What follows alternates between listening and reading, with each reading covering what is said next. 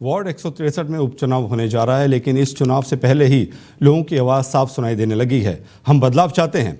इलाके की हालत ऐसी है कि लोगों का गुस्सा और परेशानियां दोनों ही खुले तौर पर सड़क पर दिखती हैं। जहां भी नज़र डाले कचरे के बड़े बड़े ढेर, बंद पड़ी नालियां और टूटी फूटी सड़कें, ये सब यहां की वास्तविक तस्वीर बयां करती है। निवासियों का कहना है कि सड़कें इतनी ख़राब हैं कि बच्चों से लेकर बुजुर्गों तक के लिए चलना मुश्किल है। कई जगहों पर सड़कें गड्ढों में बदल चुकी हैं। बारिश में ये हालात और बदतर हो जाते हैं। लोगों का साफ पीने का पानी तक आसानी से नहीं मिलता। पानी की सप्लाई अनियमित है और मजबूरी में पानी स्टॉक करने वालों पर एमसीडी के मलेरिया डिपार्टमेंट द्वारा चालान काटने के आरोप लगातार बढ़ रहे हैं। लोगों का कहना है कि कूड़ा नहीं उठता, नाले साफ नहीं होते, सड़क टूटी हैं और ऊपर से पानी नहीं देंगे तो हम जिएंगे कैसे।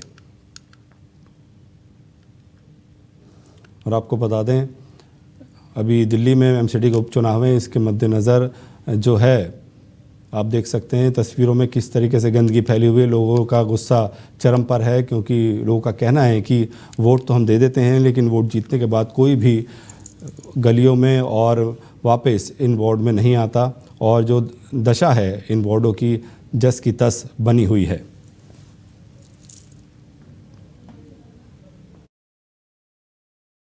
पानी भी ना पे आज ये दिक्कत है सबसे ज्यादा पानी की।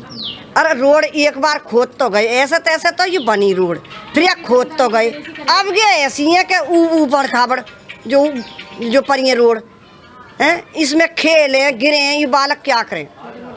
और सबसे ज्यादा तो है पानी की दिक्कत है। आपके सामने जो पुलिया बनी हुई है वो इस रोड से 3 फुट ऊंचा है। पानी जाएगा कैसे गली का, और वो कई घंटों में खाली होता है। कहते हैं अब भी ये 3 फुट नीची है और पुलिया ऊंची सामने है, देखिए ना, ये सुनो, और पुलिया 3 फुट ऊंची है। हाँ जी। तो जब इस गली का पानी पुलिया की वजह से आगे जाता ही नहीं है, जाता अगर 3 घंटे 4 घंटे में खाली होता है। पानी भी ना पे। और आपको बता दें, ये समस्या लोगों की है। उनका कहना है कि जो कूड़े के ढेर गलियों में पड़े हुए हैं, नालियाँ टूटी हैं और बारिश के समय में सड़कों पर पानी भर जाता है।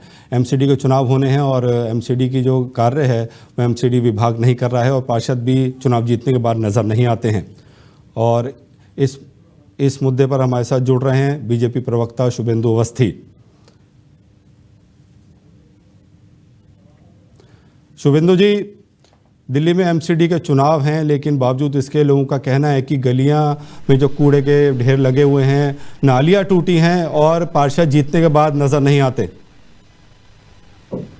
देखिए आलोक जी, दिल्ली में भाजपा की सरकार आने के बाद हम लोगों ने बड़ा काम किया, और जो बड़े लैंडस्लाइड्स थे उनको भी हम खाली कर रहे हैं जी। और साथ में जो आपने ये रोड की और इसकी बात बताई है, इसका इंफ्रास्ट्रक्चर के काम चल रहे हैं। मेरे को लगता है कि जो हमने आप लोगों से 3 साल का समय मांगा है उसमें ये सब चीजें पूरी होंगी।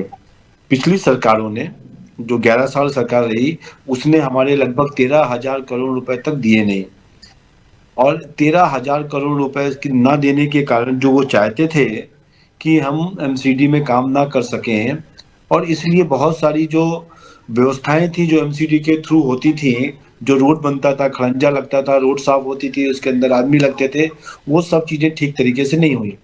तो कुछ एक ऐसे इलाके हैं जहां पर बहुत गंदगी है, सफाई होने में वो व्यवस्थाएं नहीं आ रही हैं। फिर भी पहले के कंपैरिजन पे अब बड़ा चुस्त तरीके से काम हो रहा है, और हमको लगता है आने वाले समय पे हम ये सब चीजें और अच्छी तरीके से कर सकेंगे। पहला लेकिन शुभेंदु जी, मेरा आपसे सवाल ये है कि पिछले 15 साल एमसीडी में बीजेपी रही, लेकिन बावजूद इसके गलियों का जो हाल है बहुत खराब स्थिति में है।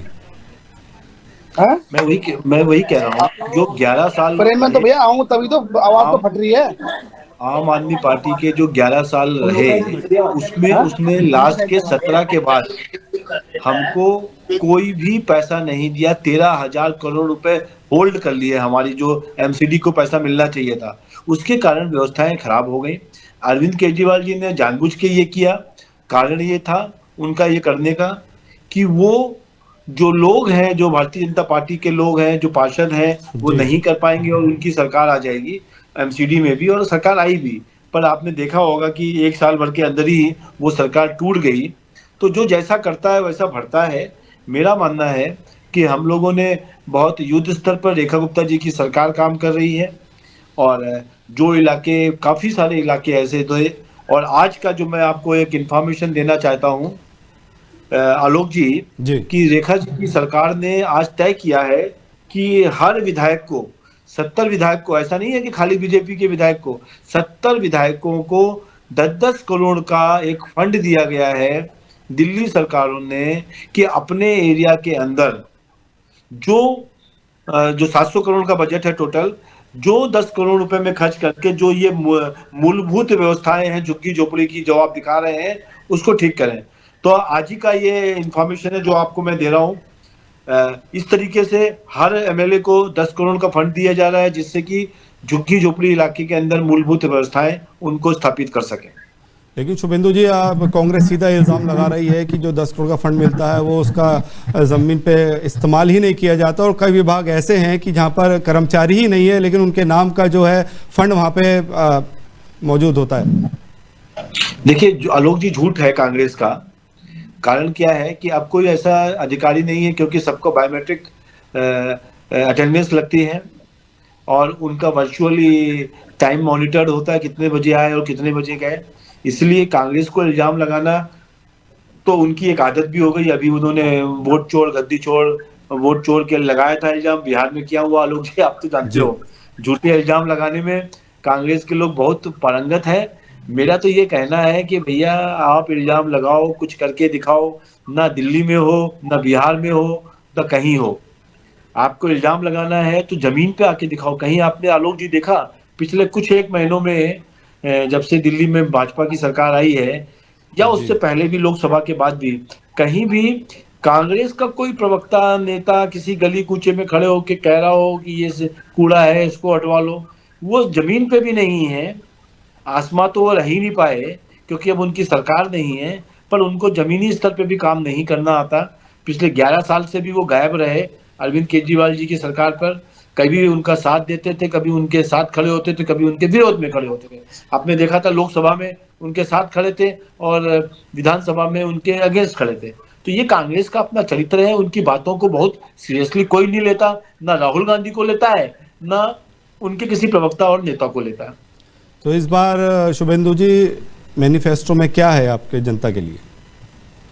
हमारा ये कहना है कि ये जो 12 सीटें हैं, इन 12 की 12 सीटों को हम जीत रहे हैं। शुभेंदु जी, आपको बता दूं कांग्रेस प्रवक्ता जयप्रकाश भी हमारे साथ जुड़ गए हैं। जी शुभेंदु जी, मैं तो ये कह रहा हूँ कि 12, मेरा एक डिबेट में जाना है 6-15 पे, तो मैं यही कहना चाहूंगा, अपना स्टेटमेंट देना चाहूंगा कि हम 12 की 12 जयप्रकाश जी, आपका आरोप था कि 10 करोड़ का जो फंड आता है वो जमीन पे खर्च ही नहीं होता। जयप्रकाश जी, कांग्रेस जमीनी स्तर पे कहीं नहीं है। जयप्रकाश जी, जहां पे वो आवाज आ रही है मेरी आपको? नहीं है। जयप्रकाश जी, आवाज आ रही है आपको? मेरा आपसे सवाल यही है कि आपका आरोप था कि 10 करोड़ का जो फंड मिलता है पार्षद को वो जमीन पे खर्च ही नहीं होता है। मैं तो यही कहूंगा कि कांग्रेस, जयप्रकाश जी से मेरा सवाल है, और हम लगातार जीत रहे हैं। हमारी जीत को कोई नहीं रोक सकता है, और हम तूफानी गति से आगे बढ़ रहे हैं। हम बदलाव भी कर रहे हैं, विकसित भारत के लिए काम कर रहे हैं। और मैं आपसे अनुरोध कहूंगा कि क्योंकि मेरे को अलग डिबेट में इंटर करना है, तो अब मैं यहाँ पे लीव करता हूँ। आप कांग्रेस के प्रश्नों को आप ले सकते हैं। जी शुभेंदु जी, बहुत धन्यवाद हमसे जुड़ने के लिए। तो अभी आप बीजेपी प्रवक्ता हमें बता रहे थे कि किस तरीके से मैनिफेस्टो है, जनता की जो कमियां हैं, जो शिकायतें हैं, वो ज़रूर जीतने के बाद हम दूर करेंगे, और तमाम जो फंड है वो जनता की सेवा के अंदर इस्तेमाल किया जाएगा। अभी उन्होंने बताया था कि सीएम रेखा गुप्ता ने जो ऐलान करा है उसका भी हमें दर्शकों को हमने सुनवाया कि क्या कुछ ऐलान किया है सीएम रेखा गुप्ता ने।